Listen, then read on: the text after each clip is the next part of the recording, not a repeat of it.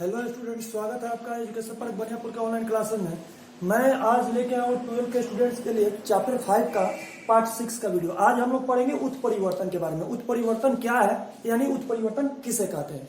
तो सबसे पहले हम लोग जानते हैं कि हमारे यहाँ सामान्यतः संतानों के गुण अपने जनकों से मिलते जुलते हैं, लेकिन कुछ मामले में क्या होते हैं, उनमें अंतर देखने को मिलता है। यानी संतान जो होते हैं उनके माता पिता से कुछ अंतर देखने को मिलता है। इस अंतर को हम लोग विभिन्नता कहते हैं। ये अंतर दो प्रकार से होते हैं। एक तो होते हैं वंशानुगत, अनुवांशिक। अनुवांशिक विभिन्नता ये होती है कि जो एक पीढ़ी से दूसरी पीढ़ी में क्या करती है, संचरण करती है, यानी स्थानांतरित होती है। और दूसरी होती है वातावरण के कारण जो विभिन्नता उत्पन्न होती है, वो एक दूसरी विभिन्नता होती है। तो वातावरण से जो विभिन्नता उत्पन्न होती है वो अस्थायी होती है, यानी अस्थायी नहीं होती है। जबकि आनुवांशिक रूप से जो विभिन्नता उत्पन्न होती है वो क्या होती है, अस्थायी होती है। अब मैं आपको ये बता रहा हूं कि ये जो विभिन्नता उत्पन्न होती है, जो परिवर्तन जो देखने को मिलता है वो क्या होता है, यानी उत्परिवर्तन क्या है, म्यूटेशन क्या है, आज हम लोग ये जानेंगे।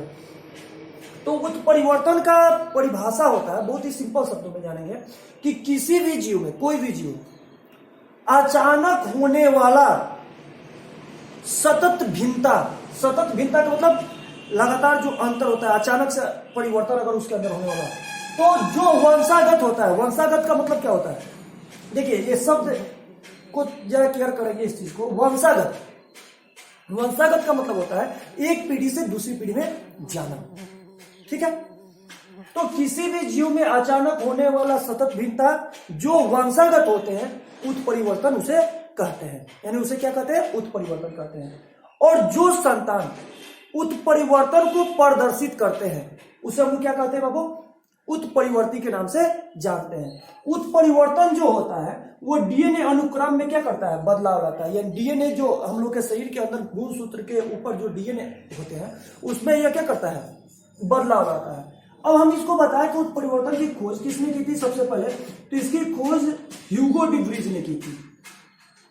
ह्यूगो डी व्रीज ने इसकी खोज की थी 1901 ईस्वी में। इन्होंने जो अपना प्रयोग था इवनिंग प्राइमरोज पौधे पर अपना प्रयोग किया था, ठीक है। अब इस चीज को समझेंगे। ह्यूगो डी व्रीज ने 1901 ईस्वी में अपना वंशागति का अपना एक प्रयोग इवनिंग प्राइमरोज पौधे पर किया।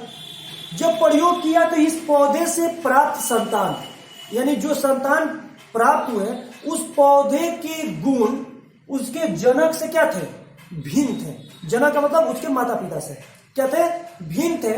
और ये भिन्नता को उन्होंने उस पौधे को उत्परिवर्ती पौधे कहा। क्या कहा, उस पौधे को उत्परिवर्ती पौधे कहा जो अपने जनक से क्या थे, भिन्न थे, यानी अलग थे।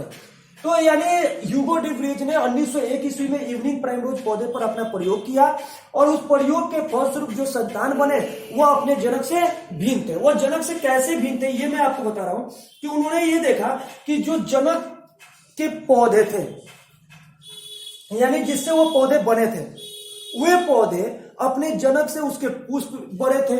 इसके अलावा अगर हम देखें तो उसके अंदर जो आकार है, पौधे की जो आकृति है, वो आकृति में भी अंतर देखने को मिला। तो ह्यूगो डी व्रीज ने सबसे पहले 1901 में इवनिंग प्राइमरोज पौधे पर अपना प्रयोग किया और उसके प्रयोग के फलस्वरूप जो संतान बने उसमें जो अंतर देखा, उस पौधे को उन्होंने उत्परिवर्ती पौधा कहा और इस आधार पर उन्होंने उत्परिवर्तन का अपनी व्याख्या प्रस्तुत किया, ठीक है। अब मैं आपको बताने वाला हूं कि उत्परिवर्तन जो होते हैं वो कहां होते हैं, किसमें होते हैं। तो उत्परिवर्तन जो होते हैं वह कायिक कोशिका और जनन कोशिका।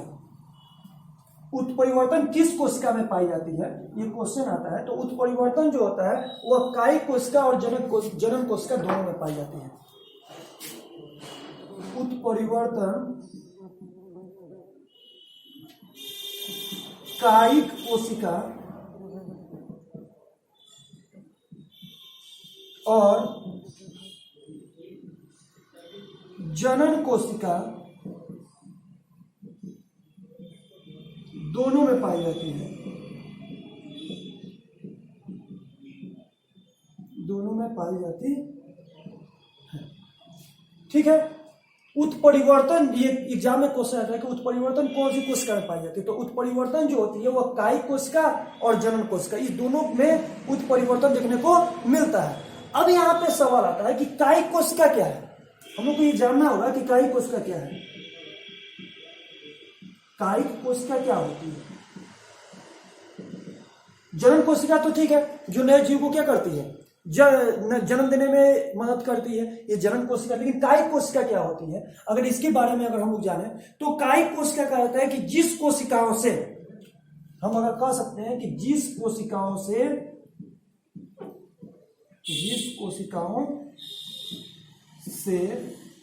संकर कोशिकाओं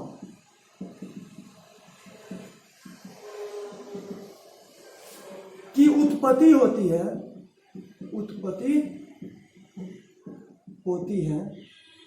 उसे कायिक कोशिका कहते हैं। क्या कहते हैं? कायिक कोशिका कहते हैं। कायिक कोशिका यानी उत्परिवर्तन कौन सी कोशिका में पाई जाती है? कायिक कोशिका और जनन कोशिका दोनों में पाई जाती है। कायिक कोशिका क्या होती है? तो जिस कोशिकाओं से संकर कोशिकाओं की उत्पत्ति होती है उसे हम क्या कहते हैं? कायिक कोशिका के नाम से जानते हैं। ठीक है।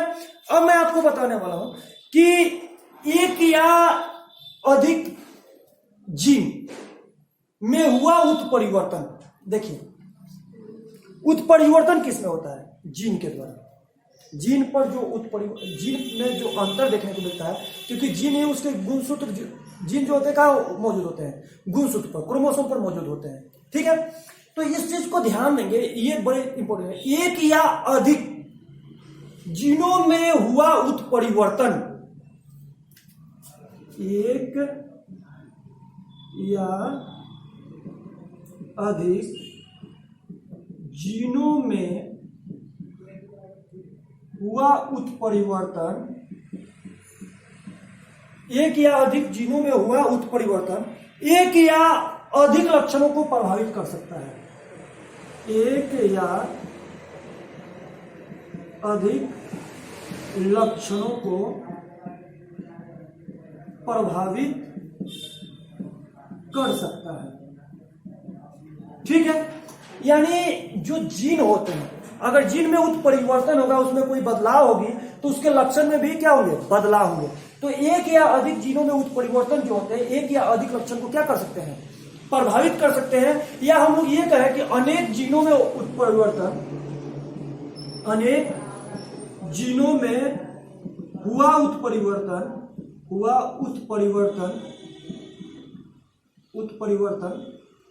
अनेक जीनों में हुआ उत्परिवर्तन सिर्फ एक लक्षण को भी प्रभावित कर सकता है। सिर्फ एक लक्षण को भी प्रभावित कर सकता है। इस चीज को ध्यान देंगे। एक या अधिक जीनों में हुआ उत्परिवर्तन, अगर एक जीन में उत्परिवर्तन हुआ हो, चाहे एक से अधिक जीन में उत्परिवर्तन हुआ हो, तो एक लक्षण को या एक से अधिक लक्षण को क्या कर सकता है? प्रभावित कर सकता है, उसके ऊपर अपना इफेक्ट छोड़ सकता है। या अनेक जीनों में हुआ उत्परिवर्तन एक लक्षण को क्या कर सकता है? प्रभावित कर सकता है।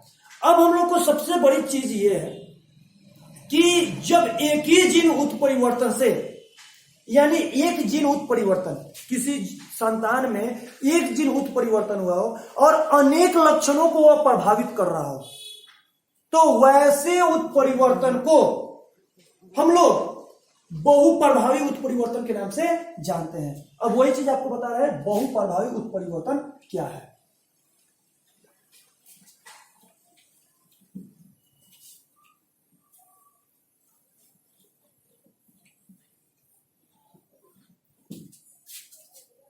देखिए, बहुप्रभावी उत्परिवर्तन, बहुप्रभावी उत्परिवर्तन, ये तो आप ध्यान देंगे इस चीज को, शब्द में ही इसका आंसर छुपा हुआ है। बहु माने क्या होता है? बहुत से, प्रभाव और उत्परिवर्तन, यानी जब एक ही जीन उत्परिवर्तन बहुत से लक्षणों पर अपना प्रभाव छोड़ता है तो उसको हम लोग क्या कहते हैं, बहुप्रभावी उत्परिवर्तन के नाम से जानते हैं। ठीक है, अब इसको लिख लेते हैं कि एक ही जीन उत्परिवर्तन से, एक ही जीन उत्परिवर्तन से अनेक लक्षणों पर एक ही जीन उत्परिवर्तन से अनेक लक्षणों पर जो असर पड़ता है, जो असर पड़ता है, एक ही जीन उत्परिवर्तन से अनेक लक्षणों पर जो असर पड़ता है, एक ही जीन उत्परिवर्तन से जब अनेक लक्षणों पर असर पड़ता है तो उसे बहुप्रभावी उत्परिवर्तन कहते हैं, उत्परिवर्तन कहते हैं। ध्यान देंगे, बहुप्रभावी उत्परिवर्तन क्या है, तो किसी के जीन में एक उत्परिवर्तन, एक का कोई अंतर हो, कहीं जीन की संख्या में कहीं बढ़ोतरी हो, क्रोमोसोम विकार हो, या कोई ऐसा कोई परिवर्तन देखने को मिलता हो। एक ही जीन में अगर, एक जीन में अगर उत्परिवर्तन हो रहा हुआ, कई सारे लक्षणों पे उसका प्रभाव पड़ता हो, तो वैसे उत्परिवर्तन को बहुप्रभावी उत्परिवर्तन के नाम से जानते हैं। ठीक है, अब जैसे हम इसको एग्जाम्पल के रूप में जाने कि जैसे में कैसे, कौन से पौधे में ऐसा देखने को मिलता है, कोई एक एग्जाम्पल बताइए कि जिसमें एक ही जीन उत्परिवर्तन हुआ हो लेकिन बहुत सारे लक्षणों पे उसका क्या हो, प्रभाव पड़ता हो। तो इसके लिए हम ले सकते हैं कि मटर के पौधे में एक उत्परिवर्तन से, मटर के पौधे में एक उत्परिवर्तन से अगर मटर के पौधे में अगर एक उत्परिवर्तन होगा, एक जीन उत्परिवर्तन होगा, तो फूल का रंग लाल से सफेद, फूल का रंग लाल से सफेद तथा बीजावरण का रंग भूरे से सफेद हो जाता है। बीजावरण का रंग भूरे से सफेद हो जाता है।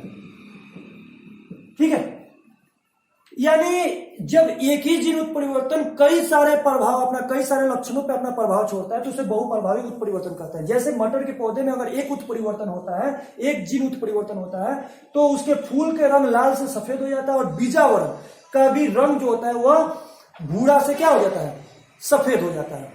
ठीक है, अब यहाँ पे आपका क्वेश्चन आ सकता है कि बहुप्रभावी उत्परिवर्तन क्या है, एक उदाहरण के साथ समझाएं। तो आप लिख सकेंगे कि एक ही जीन उत्परिवर्तन से अनेक लक्षणों पर जो असर पड़ता है उसे हम लोग बहुप्रभावी उत्परिवर्तन के नाम से जानते हैं। जैसे मटर के पौधे में एक उत्परिवर्तन से फूल का रंग लाल से सफेद तथा बीजावरण का रंग भूरा से सफेद हो जाता है। ठीक है, अब हम लोग जानेंगे कि उत्परिवर्तन के प्रकार, उत्परिवर्तन कितने प्रकार के होते हैं।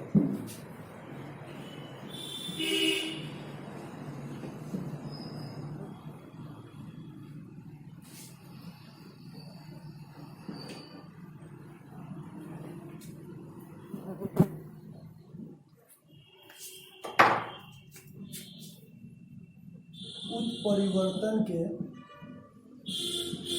प्रकार, तो देखिए उत्परिवर्तन के प्रकार, हम ये बहुत लंबा टॉपिक है, मैं इसको एक एक करके आपको समझाने की कोशिश कर रहा हूं। उत्परिवर्तन के अगर प्रकार देखें तो अलग अलग आधार पे उत्परिवर्तन अलग अलग प्रकार के होते हैं। ठीक है, अगर हम लोग बात करें सबसे पहले आकार के आधार पर, क्या चीज के आधार पे, आकार के आधार पर अगर बात करें, उत्परिवर्तन जो होते हैं वह दो प्रकार के होते हैं। किसके आधार पर, आकृति के आधार पर। पहला जो उत्परिवर्तन होता है उसको बोलते हैं बृहत उत्परिवर्तन, बृहत उत्परिवर्तन, और दूसरा जो होता है उसको बोलते हैं सूक्ष्म उत्परिवर्तन।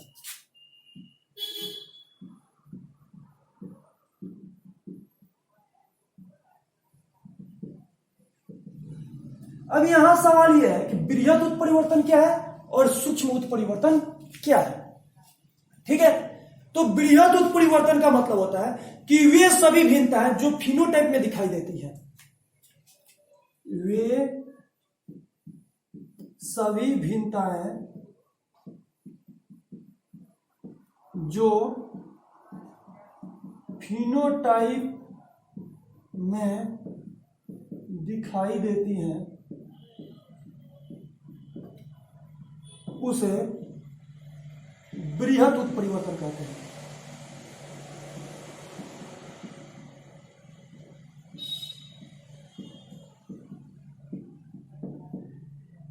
देखिए, वे सारे अंतर, वे सारे भिन्नता जब एक जीव से दूसरा जीव में भिन्नता देखने को मिलती है तो वे सारी भिन्नताएं जो फिनोटाइप में दिखाई देती है। देखिए, जहां तक फिनोटाइप और जीनोटाइप का बात है, मैंने आपको पिछले वीडियो में बता रखा है। पीछे की वीडियो में फिनोटाइप क्या होता है, जो बाहरी से लक्षण जो दिखाई देते हैं वो फिनोटाइप होता है, और जो आंतरिक लक्षण होता है वो क्या होता है, जीनोटाइप होता है। तो ये सभी भिन्नताएं जो फिनोटाइप में दिखाई देती है, जो बाहर से दिखाई देती हैं, वे उसको हम क्या कहते हैं, बृहद उत्परिवर्तन के नाम से जानते हैं। इसके अंतर्गत क्रोमोसोम की संख्या तथा संरचना में होने वाला उत्परिवर्तन आते हैं। इसके अंतर्गत क्या आते हैं, क्रोमोसोम की संख्या तथा संरचना में होने वाले उत्परिवर्तन आते हैं। यहां पर लिख सकते हैं, इसके अंतर्गत क्रोमोसोम की संख्या, क्रोमोसोम की संख्या तथा संरचना में, इसके अंतर्गत क्रोमोसोम की संख्या तथा संरचना में होने वाले उत्परिवर्तन आते हैं। उत्परिवर्तन आते हैं। ठीक है, आकृति के आधार पर उत्परिवर्तन कितने प्रकार के, दो प्रकार के, बृहद और सूक्ष्म उत्परिवर्तन। बृहद उत्परिवर्तन क्या है, तो वे सभी भिन्नताएं जो फिनोटाइप में दिखाई देती है उसे बृहद उत्परिवर्तन कहते हैं। इसके अंतर्गत क्रोमोसोम की संख्या तथा संरचना में होने वाले उत्परिवर्तन आते हैं। दूसरा हम लोग जानेंगे सूक्ष्म उत्परिवर्तन। सूक्ष्म उत्परिवर्तन क्या है, तो ये इसके ठीक विपरीत हो जाता है। ऐसी भिन्नताएं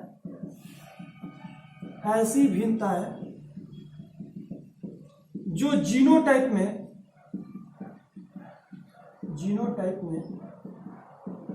दिखाई देती हैं, ऐसी भिन्नताएं जो जीनोटाइप में दिखाई देती हैं उसे सूक्ष्म उत्परिवर्तन कहते हैं। सूक्ष्म उत्परिवर्तन कहते हैं। ठीक है, इसमें डीएनए या आणविक स्तर पर हुए उत्परिवर्तन शामिल किया जाता है। इसमें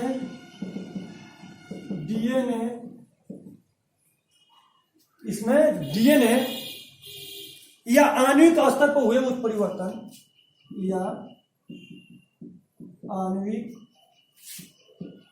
स्तर पर हुए उत्परिवर्तन शामिल किए जाते हैं।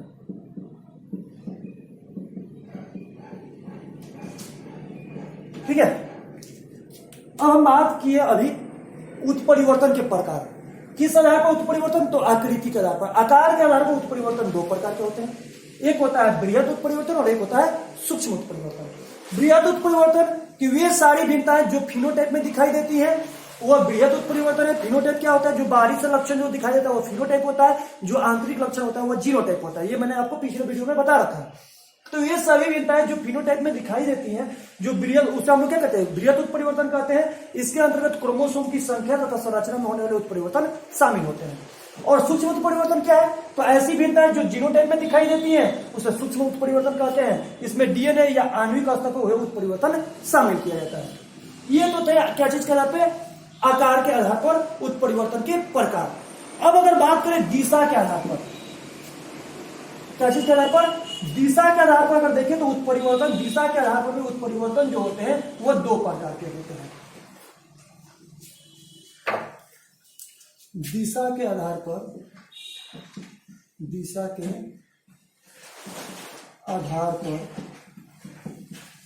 उत्परिवर्तन जो होते हैं दो प्रकार के होते हैं। पहला जो उत्परिवर्तन होता है उसको बोलते हैं अग्र उत्परिवर्तन।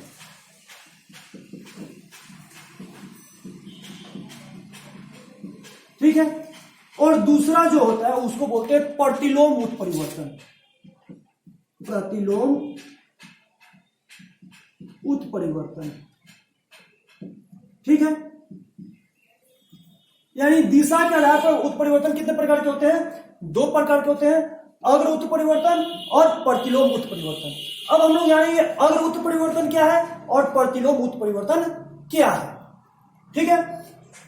तो जब उत्परिवर्तन वन गुणों से आगे की ओर जाता है तो उसे अग्र उत्परिवर्तन कहते हैं।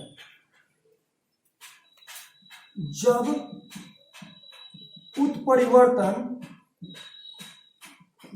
उत्परिवर्तन वन गुणों से आगे की ओर जाता है, वन गुणों से आगे की ओर जाता है उसे अग्र उत्परिवर्तन कहते हैं। अग्र उत्परिवर्तन कहते हैं, ठीक है।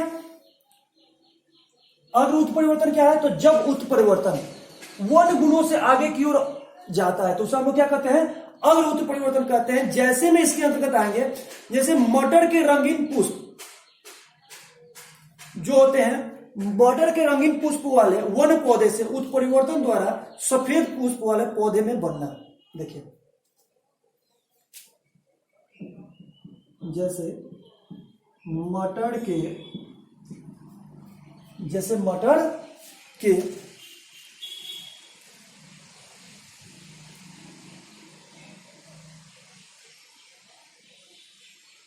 रंगीन पुष्प वाले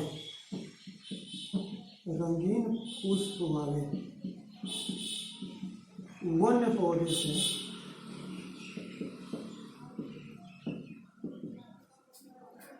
मटर के रंगीन पुष्प वाले वन पौधे से उत्परिवर्तन द्वारा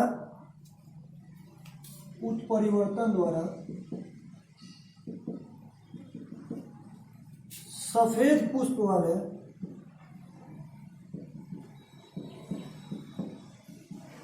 पौधे का बनना, ठीक है। और प्रतिलोम उत्परिवर्तन क्या है? तो जब उत्परिवर्तन जीवों से वन गुणों की ओर उत्परिवर्तन होता है, जब उत्परिवर्तन जीवों से वन गुणों की ओर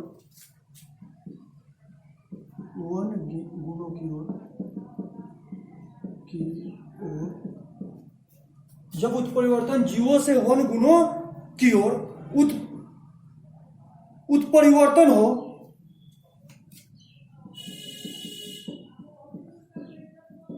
तो उसे प्रतिलोम उत्परिवर्तन कहते हैं।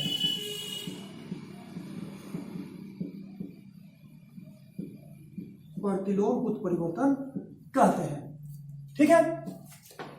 इसके अंतर्गत जैसे मटर के सफेद फूल वाले पौधे से, जैसे मटर के सफेद फूल वाले पौधे से उत्परिवर्तन द्वारा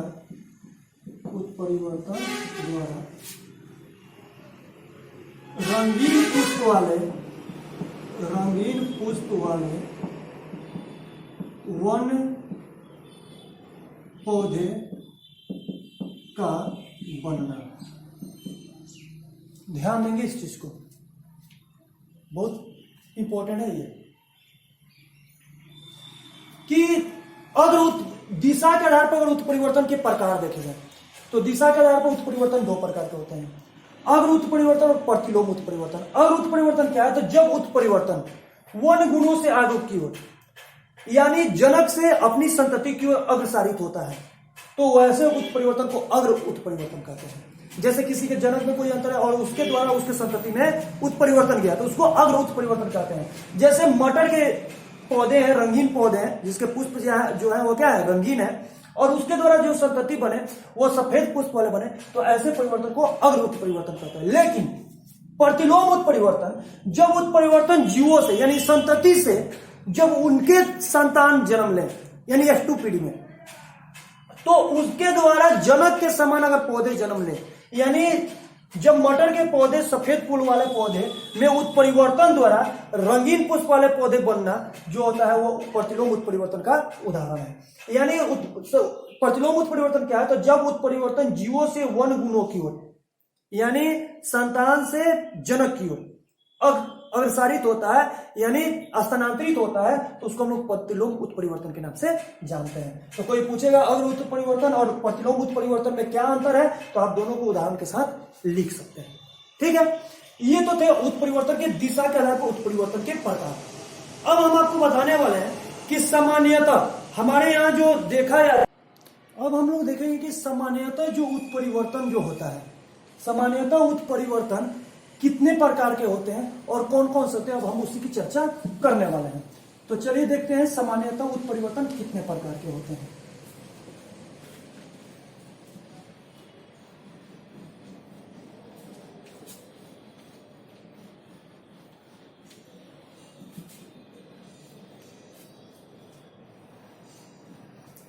तो देखा जाए तो सामान्यतः उत्परिवर्तन का वर्गीकरण,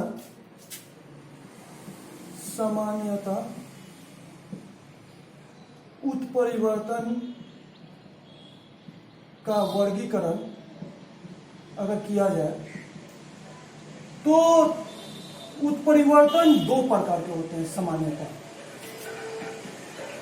ठीक है, सामान्यतः उत्परिवर्तन कितने प्रकार के होते हैं, दो प्रकार के होते हैं। पहला जो होता है उसको बोलते हैं गुणसूत्रीय उत्परिवर्तन। उत्परिवर्तन गुणसूत्रीय उत्परिवर्तन। ठीक है, और दूसरा उत्परिवर्तन है जिसको बोलते हैं जीन उत्परिवर्तन या बिंदु उत्परिवर्तन। जीन उत्परिवर्तन या बिंदु उत्परिवर्तन। ठीक है, सामान्यतः उत्परिवर्तन का अगर वर्गीकरण किया जाए तो उत्परिवर्तन जो होते हैं मुख्य रूप से दो प्रकार के होते हैं। एक होता है गुणसूत्रीय उत्परिवर्तन और दूसरा होता है जीन उत्परिवर्तन। अब हम लोग को यह जानना होगा कि गुणसूत्रीय उत्परिवर्तन क्या है। तो बाबू ध्यान देंगे इस चीज को, इस क्वेश्चन में ही आंसर है। गुणसूत्र क्रोमोसोम, क्रोमोसोम क्या है ये मैंने आपको बताया था कि केंद्रक के अंदर मौजूद क्रोमैटिन के धागे होते हैं जो कि क्रोमोसोम के रूप में क्या होते हैं, परिलक्षित होते हैं। मैंने पिछले वीडियो में आपको बताया था। तो गुणसूत्रीय उत्परिवर्तन क्या है, तो हम आपको ये बता दें कि गुणसूत्रों में जब उत्परिवर्तन होता है, गुणसूत्रों में उत्परिवर्तन का मतलब हुआ है गुणसूत्रों की कमी या अधिकता। गुणसूत्रों में कमी हो गई या अधिकता हो गया, या मान लीजिए किसी भी जीव के गुणसूत्र में एक गुणसूत्र की कमी हो गई या एक गुणसूत्र अधिक हो गई, या दो गुणसूत्र की कमी हो गई या दो गुणसूत्र अधिक हो गए, तो इस प्रकार के उसके जो संतान होंगे उसमें क्या होगा, अंतर देखने को मिलेगा, उसमें उत्परिवर्तन देखने को मिलेगा। यानी गुणसूत्र में जब बदलाव होगा, फेरबदल होगा, तो उसमें उत्परिवर्तन जो होता है उसको हम लोग क्या कहते हैं, गुणसूत्रीय उत्परिवर्तन के नाम से जानते हैं। यानी गुणसूत्रीय उत्परिवर्तन क्या है, तो गुणसूत्रों में जब उत्परिवर्तन होता है, गुणसूत्रों में कमी या वृद्धि के कारण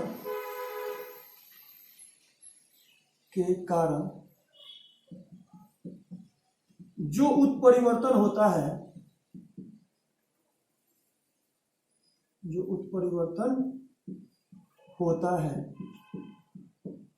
उसे गुणसूत्रीय उत्परिवर्तन कहते हैं। गुणसूत्रीय उत्परिवर्तन कहते हैं। गुणसूत्रों में कमी या वृद्धि के कारण जो उत्परिवर्तन होता है उसे हम क्या कहते हैं, गुणसूत्रीय उत्परिवर्तन के नाम से जानते हैं। ठीक है, अब अगर बात करें जीन उत्परिवर्तन की, यानी जीन उत्परिवर्तन किसे कहते हैं या बिंदु उत्परिवर्तन किसे कहते हैं। अगर ये हमसे पूछा जाए कि जीन उत्परिवर्तन या बिंदु उत्परिवर्तन किसे कहते हैं, तो हम ये कह सकते हैं कि डीएनए के एकल क्षार युग्म के डीएनए के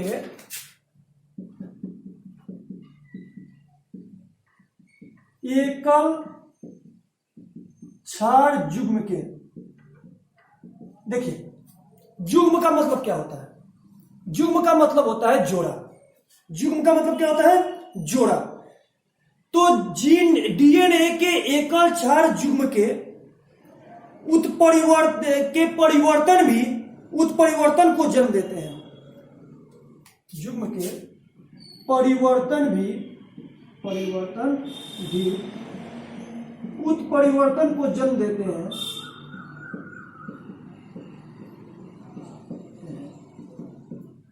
उसे जीन उत्परिवर्तन या बिंदु उत्परिवर्तन कहते हैं। जीन उत्परिवर्तन या बिंदु उत्परिवर्तन कहते हैं। अब डीएनए के एकल क्षार क्या होता है ये मैं आपको अगले चैप्टर में आपको बताऊंगा। तो ध्यान देंगे जीन उत्परिवर्तन क्या है, तो हम ये कह सकते हैं कि डीएनए के एकल क्षार युग्म के परिवर्तन भी उत्परिवर्तन को प्रदर्शित करते हैं, जिसे हम लोग जीन उत्परिवर्तन या बिंदु उत्परिवर्तन के नाम से जानते हैं। जैसे दांत और कोशिका अरक्तता में ऐसा देखा जाता है। दांत और कोशिका अरक्तता एक रोग का नाम है जिसमें ऐसा उत्परिवर्तन के कारण ये रोग उत्पन्न होता है। कौन कोशिका? जैसे दांत और कोशिका अरक्तता रोग, ठीक है। तो मुख्य रूप से जान रहे हैं कि मुख्य रूप से गुण सामान्यतः उत्परिवर्तन कितने प्रकार के होते हैं? दो प्रकार के, गुणसूत्रीय उत्परिवर्तन और जीन उत्परिवर्तन। गुणसूत्रीय उत्परिवर्तन क्या है? तो गुणसूत्रों में कमी या वृद्धि का जो उत्परिवर्तन होता है उसे हम लोग गुणसूत्रीय उत्परिवर्तन कहते हैं। जब डीएनए के एकल क्षार युग्म में परिवर्तन के कारण डीएनए एकल क्षार के युग्म में अगर कोई चेंजेज होता है, अगर उस परिवर्तन के कारण जो उत्परिवर्तन जन्म लेते हैं उसे हम लोग जीन उत्परिवर्तन या बिंदु उत्परिवर्तन के नाम से जानते हैं। जैसे दांत कोशिका अरक्तता में ऐसा उत्परिवर्तन के कारण ये रोग जो होता है उत्पन्न होता है। अब हम आपको बात करें गुणसूत्रीय उत्परिवर्तन कितने प्रकार के होते हैं, तो गुणसूत्रीय उत्परिवर्तन मुख्य रूप से दो प्रकार के होते हैं। कितने प्रकार के होते हैं? दो प्रकार के होते हैं। पहला जो होता है क्रोमोसोम की संख्या में उत्परिवर्तन। क्रोमोसोम की संख्या में उत्परिवर्तन, ठीक है। और यह होता है क्रोमोसोम की संरचना में उत्परिवर्तन। उत्परिवर्तन का मतलब अंतर, ठीक है। उत्परिवर्तन मुख्य रूप से दो प्रकार के, गुणसूत्रीय उत्परिवर्तन और जीन उत्परिवर्तन। अब गुणसूत्रीय उत्परिवर्तन के दो प्रकार, एक होता है क्रोमोसोम की संख्या के आधार पर जो उत्परिवर्तन होता है वो, और दूसरी होती है क्रोमोसोम की संरचना में जो उत्परिवर्तन देखने को मिलता है वो। अब हम लोग ये जानेंगे क्रोमोसोम की संख्या में जो उत्परिवर्तन होता है वह कौन सा होता है। अब इन दोनों के बारे में हम बता रहे हैं, ध्यान देंगे इस चीज को।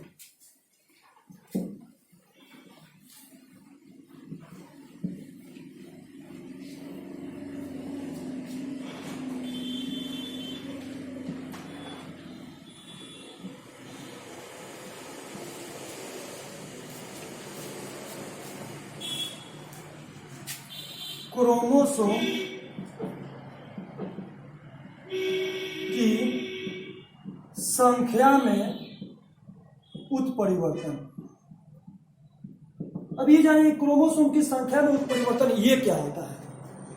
तो हम आपको बता दें कि यहां पे हम ये कह सकते हैं कि उत्परिवर्तन जो गुणसूत्रों की संख्या में वृद्धि या कमी के कारण, यानी हम लिख सकते हैं कि वैसा उत्परिवर्तन जो गुणसूत्रों की संख्या में वृद्धि या कमी के कारण उत्पन्न होते हैं उसे क्रोमोसोम की संख्या में उत्परिवर्तन कहा जाता है।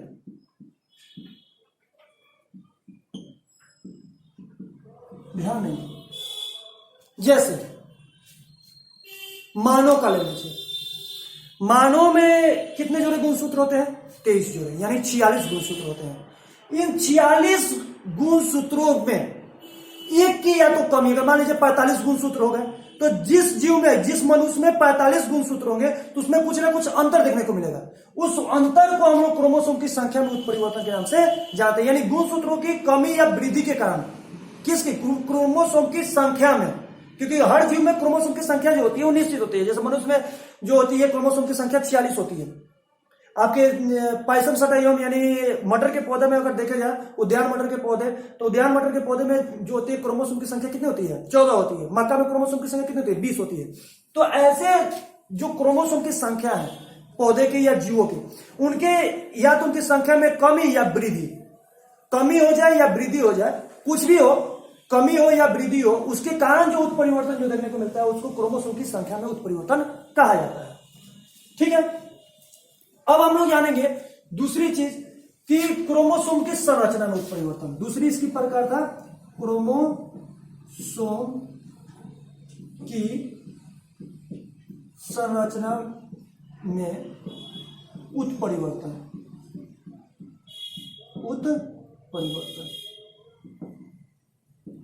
ठीक है, क्रोमोसोम की संख्या में उत्परिवर्तन, सॉरी संरचना में उत्परिवर्तन, ये क्या होता है? तो हम आपको बता दें कि अर्धसूत्री विभाजन के द्वारा, यहां पर लिख सकते हैं, अर्धसूत्री विभाजन के द्वारा, अर्धसूत्री विभाजन के द्वारा गुणसूत्रों की संरचना में, गुणसूत्रों की संरचना में होने वाले उत्परिवर्तन क्रोमोसोम की संरचना में उत्परिवर्तन कहलाते हैं।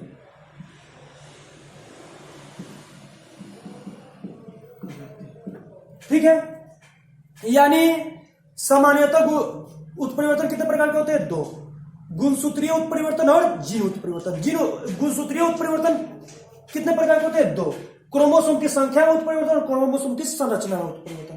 क्रोमोसोम की संख्या में उत्परिवर्तन क्या है? तो जब क्रोमोसोम की संख्या में वृद्धि या कमी के कारण जो उत्परिवर्तन होता है वो क्रोमोसोम की संख्या में उत्परिवर्तन माना जाता है। और क्रोमोसोम की संरचना में उत्परिवर्तन तो अर्धसूत्री विभाजन के द्वारा गुणसूत्रों की संरचना में होने वाले जो परिवर्तन होते हैं उसको हम क्या कहते हैं? क्रोमोसोम की संरचना में उत्परिवर्तन माना जाता है। अब हम लोग जानेंगे कि ये जो क्रोमोसोम की संख्या में उत्परिवर्तन है ये कितने प्रकार के होते हैं। तो क्रोमोसोम की संख्या में होने वाले उत्परिवर्तन जो होते हैं मुख्य रूप से 2 प्रकार के होते हैं। ठीक है, अब वो चीज मैं आपको बता रहा हूं।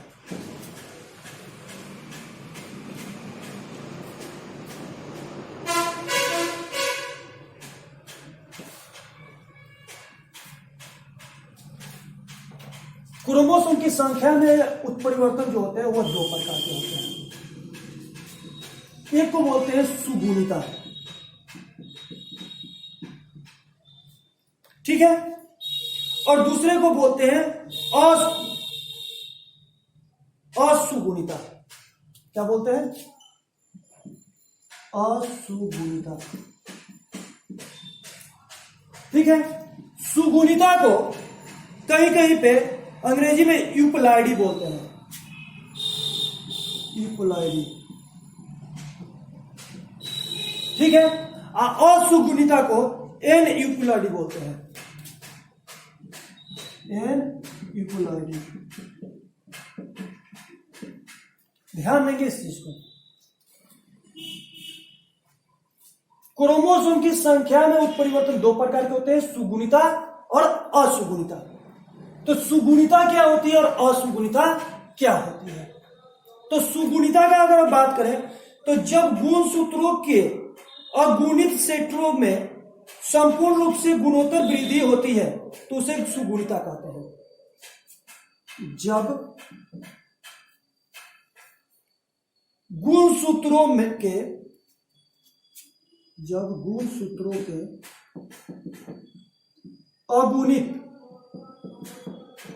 अगुणित सेटों में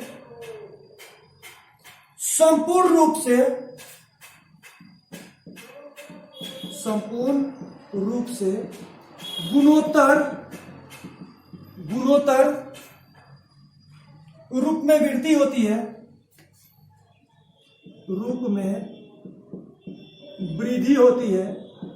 वृद्धि होती है तो उसे यूप्लॉइडी कहा जाता है। यूप्लॉइडी कहा जाता है, ठीक है, या उसे सुगुणिता कहते हैं। ध्यान देंगे, जब गुण सूत्रों के अगुणित सेट में, ध्यान देंगे, गुण सूत्र हमेशा क्या होते हैं? जोड़े के रूप में होते हैं। यानी गुण सूत्र जब जनक होते हैं वो 2n के रूप में होते हैं। जब कोई आदमी जो होते हैं, जैसे मनुष्य है, मनुष्य क्या होता है, इसके गुण सूत्रों की संख्या जोड़े में, पेयर में होती है 23 जोड़े, लेकिन युग्मक बनते समय ये क्या हो जाते हैं? आधे हो जाते हैं, n। याद है, हमने आपको पिछले वीडियो में बता रखा है कि युग्मक बनते समय गुण सूत्रों की संख्या क्या हो जाती है? आधी हो जाती है। तो गुण सूत्रों के अगुणित सेट में अगर संपूर्ण रूप से गुणोत्तर वृद्धि होती है तो उसे हम लोग यूप्लॉइडी कहा जाता है। जैसे अगर हम लोग इसको कहें, जैसे n होता है, n के बाद आपको 2n हो गया, 2n के बाद 3n हो गया, 4n हो गया, 5n हो गया, 6n हो गया, ठीक है। इस प्रकार के जो वृद्धि होती है उसको हम क्या कहते हैं? यूप्लॉइडी के नाम से जानते हैं। अब n यूप्लॉइडी क्या है? तो हम इसको कह सकते हैं ऐसा उत्परिवर्तन जो जीवों के कोशिका के द्विगुणित गुणसूत्रों की संख्या में एक या दो गुणसूत्रों की कमी या अधिक होने के कारण उत्पन्न होती है, उसे हम लोग असुगुणिता के नाम से जानते हैं। हम लिख सकते हैं ऐसे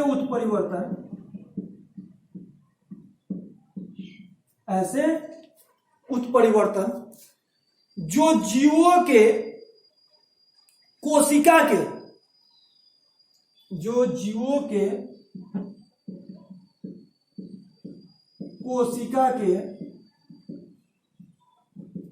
द्विगुणित, ऐसा उत्परिवर्तन जो जीवों के कोशिका के द्विगुणित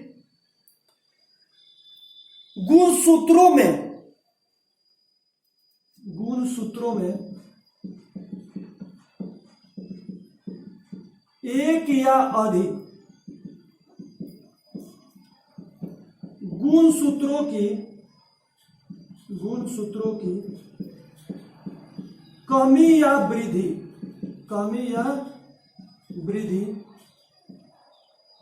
के कारण उत्पन्न होते हैं,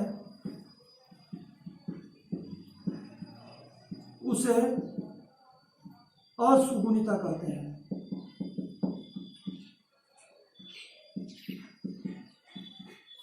ठीक है, ध्यान देंगे इस चीज को। क्रोमोसोम की संख्या में उत्परिवर्तन जो होता है मुख्य रूप से दो प्रकार के होते हैं, सुगुणिता और असुगुणिता। सुगुणिता क्या है? तो जब गुणसूत्रों में अगुणित सेट में, अगुणित का मतलब युग्मक बनते समय उसके जो होते हैं, द्विगुणित का मतलब 2n और अगुणित का मतलब n, ठीक है। तो अगुणित सेटों में संपूर्ण रूप में गुणोत्तर रूप में वृद्धि होती है तो उसे हम क्या कहते हैं? यूप्लॉइडी यानी सुगुणिता कहते हैं। जैसे n के बाद 2n, 2n के बाद 3n, 3n के बाद 4n, 4n के बाद 5n, 5n के बाद 6n। उसी तरह से अगर असुगुणिता की बात करें तो ऐसे उत्परिवर्तन जो जीवों के कोशिका के द्विगुणित गुणसूत्रों में, यानी जोड़े में, किसी गुणसूत्र के जोड़े में एक या अधिक गुणसूत्रों में वृद्धि या कमी के कारण जो उत्परिवर्तन देखा जाता है उसको हम लोग क्या कहते हैं? असुगुणिता यानी n यूप्लॉइडी के नाम से जाना जाता है। ऐसे उत्परिवर्तन जो जीवों के कोशिका के द्विगुणित गुणसूत्रों में एक या अधिक गुणसूत्रों की वृद्धि या कमी के कारण उत्पन्न होते हैं उसे असुगुणिता या n यूप्लॉइडी के नाम से जानते हैं। अगर अब बात करें कि ये जो n यूप्लॉइडी है असुगुणिता, असुगुणिता जो होते हैं मुख्य रूप से दो प्रकार के होते हैं। इसको बोला जाता है हाइपोपोलाइडी और हाइपरपोलाइडी। असुगुणिता जो होते हैं वह कितने प्रकार के होते हैं? दो प्रकार के। एक को बोला जाता है हाइपोपोलाइडी, हाइपोपोलाइडी, ठीक है, और दूसरे को बोला जाता है हाइपरपोलाइडी, हाइपरपोलाइडी। ध्यान देंगे इस चीज को, हाइपोपोलाइडी और हाइपरपोलाइडी क्या होते हैं, तो ध्यान देंगे इस चीज को, ये सबसे इंपॉर्टेंट है। इसमें आपको ऑब्जेक्टिव क्वेश्चन आता है हाइपोपोलाइडी और हाइपरपोलाइडी के बारे में। तो ये आप जान गए अभी तक कि क्रोमोसोम की संख्या में उत्परिवर्तन दो प्रकार के होते हैं, सुगुणिता और असुगुणिता। और असुगुणिता कितने प्रकार के? दो प्रकार के, हाइपोपोलाइडी और हाइपरपोलाइडी। अब हाइपोपोलाइडी क्या होता है और हाइपरपोलाइडी क्या होता है, अब ये मैं आपको बता रहा हूं।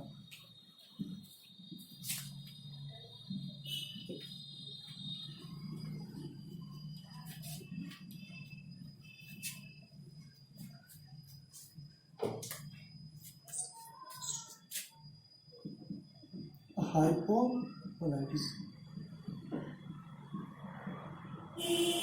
देखिए हाइपोपोलाइडी का मतलब होता है कि जब द्विगुणित गुणसूत्रों की संख्या में एक या दो गुणसूत्रों की हानि हो जाए। द्विगुणित गुणसूत्रों की संख्या में एक या दो गुणसूत्रों की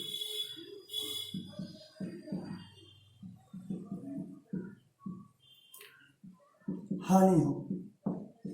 हानि का मतलब कमी हो, जैसे 2n - 1 2n - 2। द्विगुणित गुणसूत्र मतलब 2n, किसी जोड़े में एक की कमी हो जाए, यानी वह जोड़े के रूप में ना होकर के सिंगल रूप में है। जैसे मान लीजिए कि जैसे हम लोग जानते हैं कि हम लोग के जो मनुष्य है, मनुष्य की अगर बात करें तो मनुष्य में गुणसूत्रों की संख्या कितनी होती है? 46 होती है। 23 जोड़े, 23 जोड़े में 22 जोड़े होते हैं, वो क्या होते हैं? कायिक गुणसूत्र होते हैं, जिसको हम लोग दैहिक गुणसूत्र के भी नाम से जानते हैं, जिसको ऑटोसोम बोलते हैं। अब 22वां जोड़े में पता चला कि एक गुणसूत्र कम है। एक गुणसूत्र कम का है तो मतलब कि उसमें दो गुणसूत्र के बजाय एक ही गुणसूत्र हो, तो इस प्रकार के जो उत्परिवर्तन होते हैं उसको हाइपोपोलाइडी के नाम से जाना जाता है। हाइपोपोलाइडी जो होते हैं वो मुख्य रूप से जो होते हैं वो दो प्रकार के होते हैं। एक को बोला जाता है मोनोसोमी, मोनोसोमी, हिंदी में इसको बोला जाता है एकल सूत्रता। याद रखिए इस चीज को, एकल सूत्रता, मोनोसोमी। मोनोसोमी क्या होता है? तो द्विगुणित यानी गुणसूत्र के सेट में, यानी द्विगुणित अवस्था में अगर एक गुणसूत्र की हानि हो, यानी द्विगुणित गुणसूत्रों की संख्या में अगर एक गुणसूत्र की हानि हो तो उसे हम लोग क्या कहते हैं? मोनोसोमी, यानी एक सूत्रता के नाम से जानते हैं, एकल सूत्रता उसको कहते हैं। इसका उदाहरण है टर्नर सिंड्रोम। इसका उदाहरण है जैसे टर्नर सिंड्रोम, ठीक है। मोनोसोमी का उदाहरण है क्या? Turner syndrome. ध्यान देंगे इस चीज को। ये मैं किसके बारे में बता रहा हूं? एनिपोलाइडी, यानी असुगुणिता जो उत्परिवर्तन होते हैं वह दो प्रकार के होते हैं। एक जो होते हैं हाइपोपोलाइडी और दूसरे होते हैं हाइपरपोलाइडी। हाइपोपोलाइडी जो उत्परिवर्तन होते हैं, इस प्रकार के उत्परिवर्तन में द्विगुणित गुणसूत्रों की संख्या में एक या दो गुणसूत्रों की क्या होती है? हानि होती है। अब एक या दो गुणसूत्रों की हानि, जब एक गुणसूत्र की हानि होती है तो उसको हम लोग कहते हैं मोनोसोमी। यानी किसी भी जीव के, जैसे मान लेते हैं कि मानव में गुणसूत्र कितने होते हैं? 23 जोड़े, यानी 46। पता चले कि सब कुछ ठीक है, 22वां जोड़ा में एक गुणसूत्र कम है, तो उस प्रकार के जो उत्परिवर्तन हो गए उसको हम एकल सूत्रता यानी मोनोसोमी के नाम से जानते हैं। और इसका सबसे अच्छा उदाहरण है टर्नर सिंड्रोम। अब टर्नर सिंड्रोम क्या होता है मैं आपको अगले टॉपिक में आपको बताऊंगा इसके बारे में। तो ये आपको ऑब्जेक्टिव में पूछता भी है 2n - 1। इस प्रकार के उत्परिवर्तन किस में देखने को मिलते हैं? तो किस में देखने को मिलते हैं? टर्नर सिंड्रोम में। इसको हम मोनोसोमी के नाम से जानते हैं। दूसरा होता है नलिसोमी।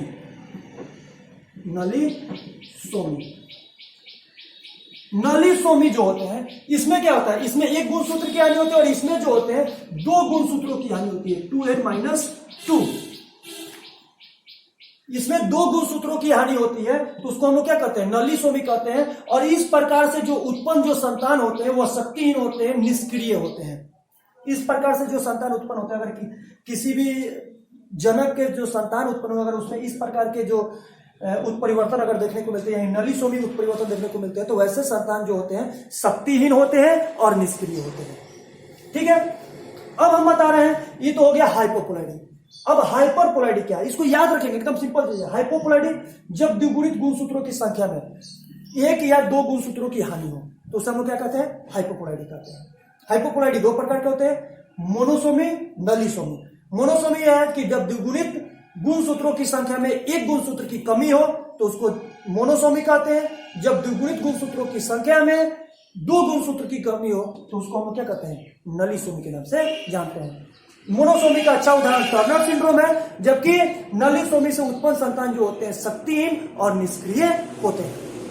ठीक है, अब दूसरे प्रकार की बात करें जिसका नाम है हाइपरपोलैरिटी। हाइपरपोलैरिटी क्या है,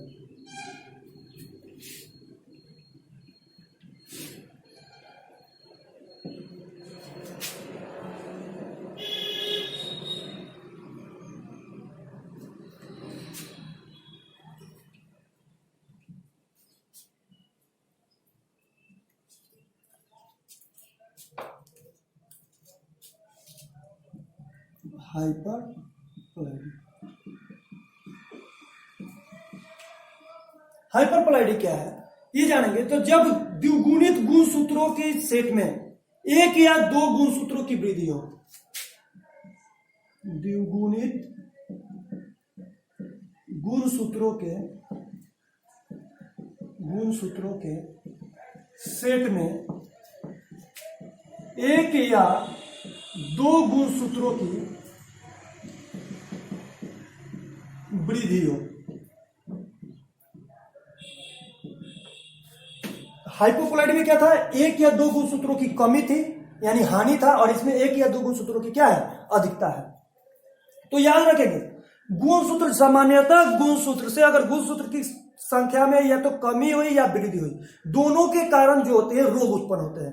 दोनों या तो कमी होगी उससे भी रोग उत्पन्न होंगे या अधिक होगी उससे भी रोग होंगे। किसकी संख्या, गुणसूत्रों की संख्या में।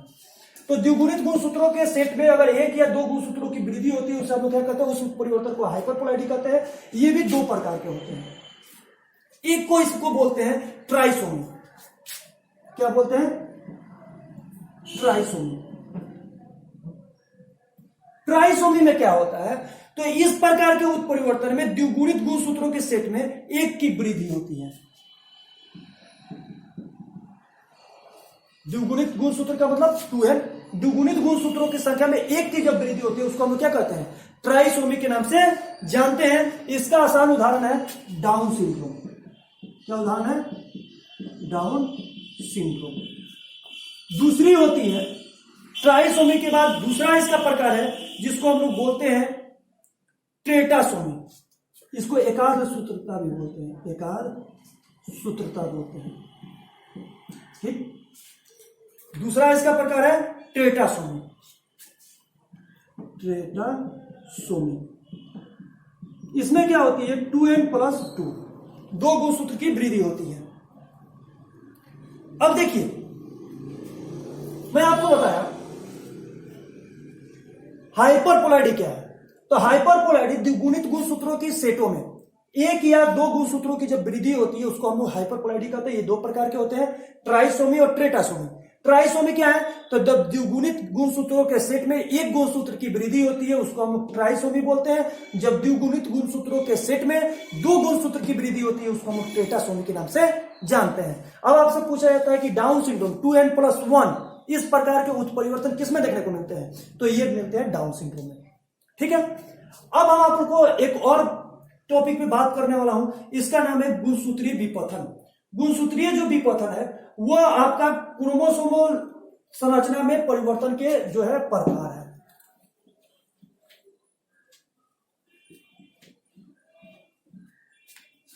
यानी ये जो उत्परिवर्तन है क्रोमोसोम की संरचना में, ये तो आपका था क्रोमोसोम की संख्या में उत्परिवर्तन के प्रकार के बारे में पढ़ रहे थे। अब क्रोमोसोम की संरचना में उत्परिवर्तन, जैसा कि हमने आपको बताया कि क्रोमोसोम की संरचना में उत्परिवर्तन का मतलब क्या होता है, तो मैंने आपको शुरू में बताया कि अर्धसूत्रीय विभाजन के द्वारा गुणसूत्रों की संरचना में जो उत्परिवर्तन होता है उसको क्रोमोसोम की संरचना में उत्परिवर्तन माना जाता है। इसके अंतर्गत आता है आपका एक उत्परिवर्तन जिसको बोलते हैं हम लोग गुणसूत्रीय विपथन। गुणसूत्रीय विपथन, गुणसूत्रीय विपथन क्या है ये हम लोग जानेंगे। तो ऐसा उत्परिवर्तन जो गुणसूत्रों की संरचना को बदलता है उसे गुणसूत्रीय विपथन कहते हैं। ऐसा उत्परिवर्तन जो गुणसूत्रों की संरचना को बदलता है उसे गुणसूत्रीय विपथन कहते हैं। गुणसूत्रीय विपथन कहते हैं। गुणसूत्रीय विपथन क्या है, तो ऐसा उत्परिवर्तन जो गुणसूत्रों की संरचना को बदलता है उसको हम लोग क्या कहते हैं, गुणसूत्रीय विपथन के नाम से जानते हैं। अब हम लोग एक डायग्राम के हिसाब से समझेंगे कि सामान्यतः जो उत्परिवर्तन जो होते हैं वह कितने प्रकार के होते हैं और कौन कौन से होते हैं। तो चलिए आपको बताते हैं कि सामान्यतः एक डायग्राम के हिसाब से आपको बताते हैं, ये सारी परिभाषा है उसमें सम्मिलित रहेंगे। तो देखिए ये आपके बुक में भी बनाया हुआ है, सामान्यतः उत्परिवर्तन का वर्गीकरण। ठीक है, ये आपको यहां उत्परिवर्तन कर दिए। सबसे पहले उत्परिवर्तन कितने प्रकार के, 2 प्रकार के, गुणसूत्रीय उत्परिवर्तन, गुणसूत्रीय उत्परिवर्तन, और दूसरा होता है जीन उत्परिवर्तन। इसको बिंदु उत्परिवर्तन भी कहते हैं, बिंदु उत्परिवर्तन भी कहते हैं। ठीक है, सबसे पहले उत्परिवर्तन 2 प्रकार के, गुणसूत्रीय और जीन उत्परिवर्तन। गुणसूत्रीय उत्परिवर्तन कितने प्रकार के, 2 प्रकार के। एक होता है गुणसूत्र की संख्या में उत्परिवर्तन, संख्या में उत्परिवर्तन, और दूसरा होता है गुणसूत्र की संरचना में उत्परिवर्तन। ठीक है, अब गुणसूत्र की संख्या में उत्परिवर्तन 2 प्रकार के होते हैं। ये जो होता है सुगुणिता, जिसको इप्लाइडी बोलते हैं, और असुगुणिता जिसको एन इप्लाइडी बोलते हैं। अब एन इप्लाइडी 2 प्रकार के, हाइपोप्लाइडी और हाइपरप्लाइडी। हाइपरप्लाइडी और गुणसूत्रों के संरचना में उत्परिवर्तन 1 प्रकार के, गुणसूत्रीय विपथन। ठीक है, इस प्रकार से उत्परिवर्तन जो होते हैं, इस प्रकार से वर्गीकरण किया गया है कि उत्परिवर्तन जो होते हैं सामान्यतः सबसे पहले गुणसूत्रीय उत्परिवर्तन और जीन उत्परिवर्तन 2 प्रकार के होते हैं। गुणसूत्रीय उत्परिवर्तन 2 प्रकार के, संख्या में उत्परिवर्तन और संरचना में। संख्या में उत्परिवर्तन 2 प्रकार के, सुगुणिता, असुगुणिता। असुगुणिता 2 प्रकार के, हाइपोप्लाइडी और हाइपरप्लाइडी। फिर हाइपोप्लाइडी आपके 2 प्रकार के और हाइपरप्लाइडी 2 प्रकार के, जो कि मैंने आपको पढ़ा दिया है। ये सबकी परिभाषाएं आपको समझा दी। ये आपका उत्परिवर्तन टॉपिक कंप्लीट हुआ। अब हम आपको बात करेंगे अनुवांशिक विश्लेषण, यानी वंशावली विश्लेषण क्या है, वंशावली विश्लेषण क्यों किया जाता है।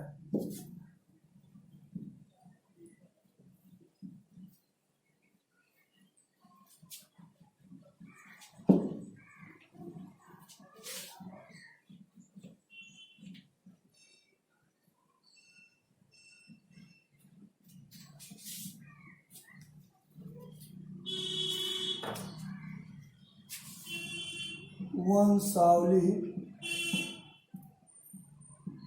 विश्लेषण सबसे पहले हम लोग ये जानेंगे कि वंशावली विश्लेषण क्या होता है, इसका परिभाषा क्या होता है। ठीक है, वंशावली विश्लेषण का मतलब होता है कि लक्षणों के ऐसे विश्लेषण जिसमें वंश वृक्ष में एक विशेष लक्षण की पीढ़ी दर पीढ़ी विश्लेषण किया जाता है। यानी लिख सकते हैं इसको, लक्षणों के ऐसे विश्लेषण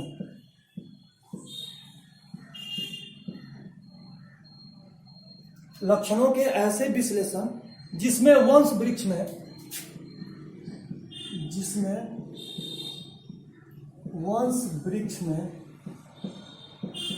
लक्षणों के ऐसे विश्लेषण जिससे वंश वृक्ष में एक विशेष लक्षण का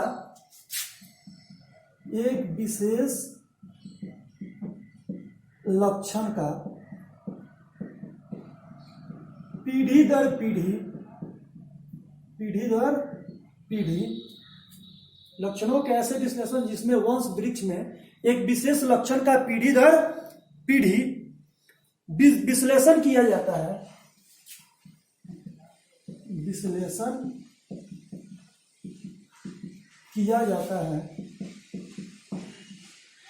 उसे वंशावली विश्लेषण कहते हैं। वंशावली विश्लेषण कहते हैं। ठीक है, अब इस चीज को समझेंगे, वंशावली विश्लेषण होता क्या है। तो देखिए, वंशावली विश्लेषण जैसा कि हम लोग को मालूम है कि मानव समाज में जो वंशागत विकार है, जैसे हीमोफीलिया है, तो वर्णांतर है, तो जो वंशागत विकार है, विकार मतलब रोग, तो वंशागत विकार जो हमारे समाज में, मानव समाज में चलती आ रही है, इसका आधार कुछ परिवारों में विशेष लक्षणों के वंशबद्ध रहने की अवधारणा है। इसका मानना यह है कि हम लोगों का जो अनुवांशिक विकार एक पीढ़ी से दूसरी पीढ़ी में जाता है, इसका मतलब है कि वंशावली क्या होता है, एक पीढ़ी से दूसरी पीढ़ी में स्थानांतरित होता है। तो इसके बारे में जानने के लिए विद्वानों ने क्या किया, ये सोचा कि ये संभव नहीं था कि जिस तरह से मटर के पौधे पर हम लोगों ने संकरण करा दिया, क्रॉस करा दिया, उस तरह से मानव में ऐसा क्रॉस कराना क्या था, संभव नहीं था। तो इसके लिए विद्वानों ने क्या किया कि लक्षणों के ऐसे विश्लेषण जिसमें वंश वृक्ष के द्वारा, जिसमें ये पता किया गया कि इसके कितने लड़के, कैसे उनके एक पीढ़ी से दूसरी पीढ़ी में क्या है, उनके गुण का स्थानांतरण होता गया, उनके विकार का, उनके जो रोग थे, अनुवांशिक रोग, उसका स्थानांतरण कैसे होता गया। तो लक्षणों के ऐसे विश्लेषण जिसमें वंश वृक्ष का मतलब होता है कि एक लंबी सी श्रृंखला, एक वंश वृक्ष में एक विशेष लक्षण का, एक जो खास लक्षण है उसका पीढ़ी दर पीढ़ी, एक पीढ़ी के अध्ययन किया, फिर दूसरी पीढ़ी का अध्ययन किया, फिर तीसरी पीढ़ी का। जैसे मान लीजिए यहां एक जनक है, इसके बाद हमने F1 पीढ़ी में इसका अध्ययन किया, उसके बाद F2 पीढ़ी में इसका अध्ययन किया, C, इसके बाद F3, इस तरह से एक पीढ़ी से दूसरी पीढ़ी में हमने क्या किया, उसका विश्लेषण किया, उसके बारे में अध्ययन किया, एक लक्षण के बारे में।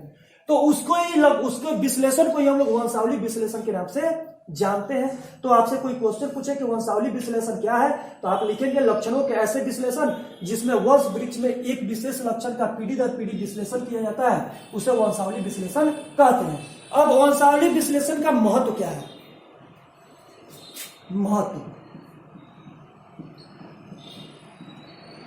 तो वंशावली विश्लेषण मानव अनुवांशिकी में वंशावली विश्लेषण एक महत्वपूर्ण उपकरण है।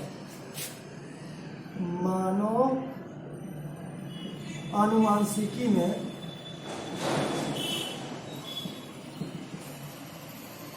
वंशावली विश्लेषण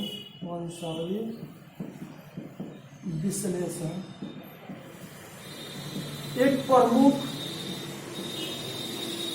उपकरण है। मानव अनुवांशिकी में जो वंशावली विश्लेषण एक महत्वपूर्ण उपकरण है, जिसका उपयोग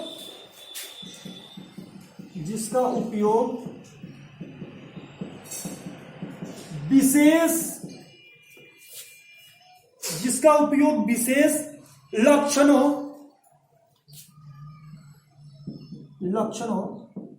असामान्यता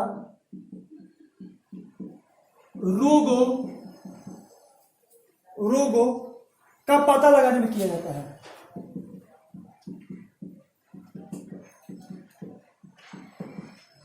किया जाता है, ठीक है। यानी वंशावली विश्लेषण क्या है, तो हम ये कह सकते हैं, यह क्वेश्चन आता है, बहुत इंपॉर्टेंट क्वेश्चन है कि वंशावली विश्लेषण क्या है, मानव के लिए यह क्या, इसका क्या महत्व है।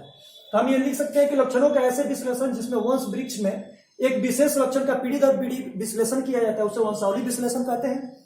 मानव अनुवांशिकी में वंशावली विश्लेषण एक प्रमुख उपकरण है जिसके उपयोग से विशेष लक्षणों, असामान्यता, यानी असामान्यता का मतलब जो सामान्यता गुण है वो नहीं रहने के जो अध्ययन किया जाता है, यानी रोगों का पता लगाने में इसका महत्वपूर्ण उपयोग होता है। यानी वंशावली विश्लेषण का उपयोग विशेष लक्षणों को जानने में, असामान्यता के बारे में जानने में और रोगों के बारे में पता लगाने में किया जाता है, ठीक है। अब हम आपको बताते हैं कि वंशावली विश्लेषण, इसके लिए कुछ प्रतीक चिन्हों का उपयोग किया जाता है। वंशावली विश्लेषण के लिए कुछ प्रतीक चिन्हों का उपयोग किया जाता है जो कि आपके बुक में दिया गया है, वहां से भी आप देख सकते हो। ऐसे मैं आपको यहाँ पे बना भी देता हूं कि वंशावली विश्लेषण के प्रतीक चिन्ह क्या क्या होते हैं, कैसे हम लोग वंशावली विश्लेषण के लिए हम कुछ प्रतीक का उपयोग करते हैं, वो प्रतीक क्या होते हैं और उसको हम लोग क्या बोलते हैं, वो प्रतीक रहेगा तो हम उसको क्या समझेंगे। तो चलिए आप उसको, उसके प्रतीक के बारे में आपको बता दें।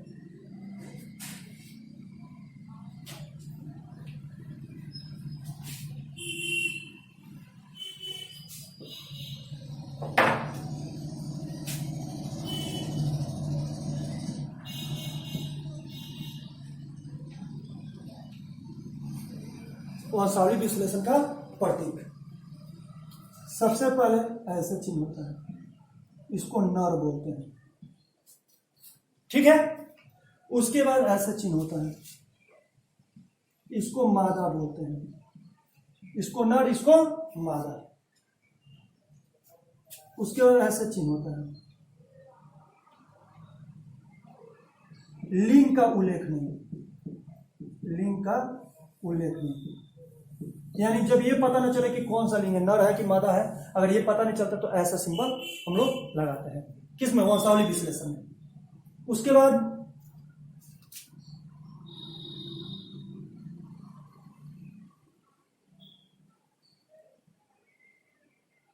इस प्रकार का अगर सिंबल आ गया तो इसका मतलब होता है प्रभावित व्यक्ति,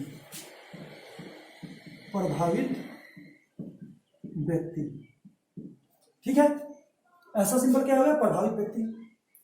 ऐसा सिंबल को हम लोग मैथुन कह सकते हैं, मैथुन, नर और मादा के मिलने को मैथुन कह सकते हैं। इस प्रकार के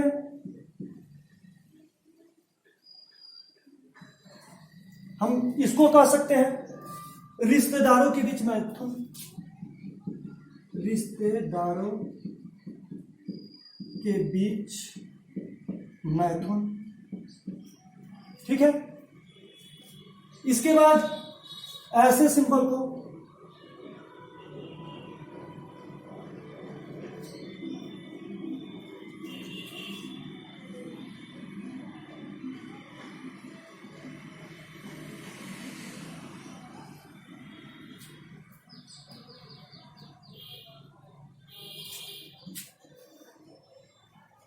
अगर ऐसा सिंबल आया तो इसका मतलब होता है जनक ऊपर और संतति नीचे, जनक ऊपर और संतति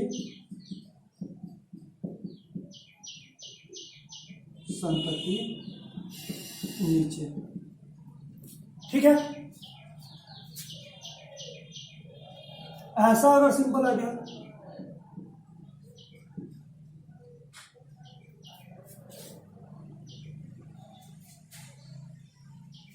तो इसका मतलब होता है नर शिशु वाले जनक रोग से प्रभावित, नर शिशु वाले जनक रोग से प्रभावित, जनक रोग से प्रभावित, ठीक है। उसके बाद ऐसा सिंबल आ गया, इसके अंदर 5 लिखा तो 5 प्रभावहीन संतति। ठीक है, जैसा कि आप सिंबल बोर्ड पे देख रहे हैं कि जो संतति का मैंने वर्णन किया है, इसके हिसाब से अगर बात करें तो ये ऐसा मार्क अगर लगा है, ऐसा प्रतीक है तो आप इसको नर समझेंगे, ऐसी प्रतीक है तो मादा, ऐसा प्रतीक है तो लिंग का उल्लेख नहीं, ऐसा प्रतीक है तो प्रभावित व्यक्ति, ऐसा प्रतीक है तो मैथुन, इस प्रकार से तो रिश्तेदारों के बीच मैथुन, इस प्रकार से तो जनक ऊपर और संतति नीचे, इस प्रकार से तो नर शिशु वाले जनक रोग से ग्रसित या रोग से प्रभावित, और ऐसे तो 5 प्रभावहीन संतति। इस प्रकार के सिंबल यूज किए गए किसमें? वंशावली विश्लेषण में। अगर यही क्वेश्चन लॉन्ग क्वेश्चन में पूछता है कि वंशावली विश्लेषण क्या होता है और ये मानव के लिए किस प्रकार ये महत्वपूर्ण है, तो उसके लिए वंशावली विश्लेषण का परिभाषा, उसके बाद ये पूरे ऐसे डायग्राम बना लेंगे और उसके बाद लिखेंगे कि मानव के लिए बहुत बेहद महत्वपूर्ण है, क्योंकि इसके द्वारा असामान्यता, रोगों तथा विशेष लक्षणों का पता लगाया जाता है। यहीं पे आपका आज का क्लास कंप्लीट हुआ। अगले क्लास में जब मिलेंगे तो आपको बताएंगे कि मेंडलीय विकार क्या होता है और गुणसूत्रीय विकार क्या होता है, यानी Turner syndrome, down syndrome, haemophilia, दांत कोशिका रक्तता, इसके बारे में हम लोग आप लोगों से चर्चा करेंगे। ठीक है, तो आज के लिए बस इतना ही। हम इससे संबंधित क्वेश्चन आप लोगों को भेज देंगे, जो आप मुझे बना करके मुझे रिप्लाई कर दीजिएगा। ठीक है, आज तक के लिए बस इतना, मिलते हैं अगले वीडियो में। जय हिंद।